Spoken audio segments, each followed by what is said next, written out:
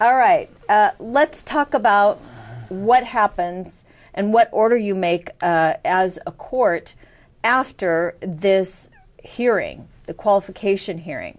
Well, obviously, if you decide that the defendant falls within the purview of being someone who qualifies for resentencing, you're going to have to resentence the defendant. You will have to state the entire new sentence, complete with a consecutive and concurrent determination, and with a statement of reasons accompanying your sentencing choices. The judge will have full discretion, it seems, to impose a sentence under all the conventional rules using the second strike parameters for those offenses with the prior offenses charged against them that make him qualified for second strike offense. By case law, clearly the sentencing judge is not free to sentence the defendant to a term longer than that which was originally imposed by the judge.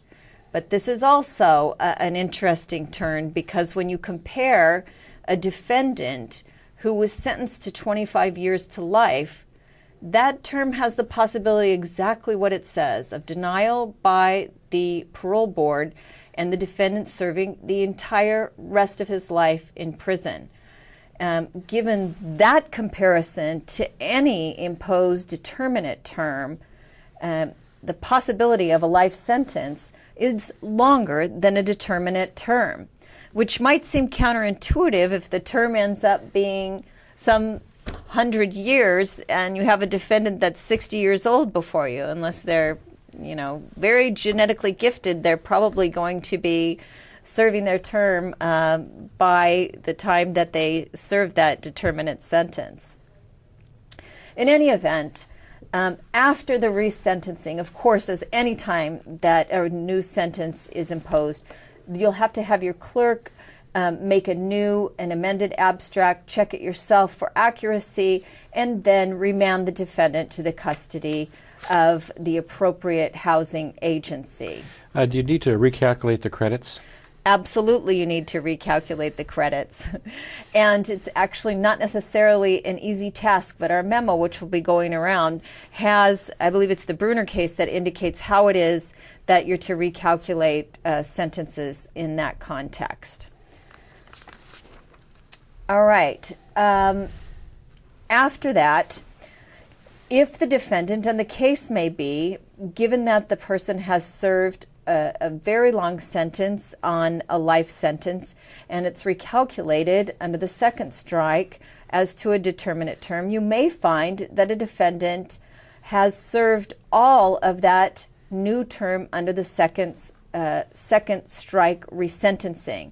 If so, CDCR wants those defendants to be ordered to go to state parole for processing out, and the defendant may need to be on post-release community supervision, depending upon the nature of the crime.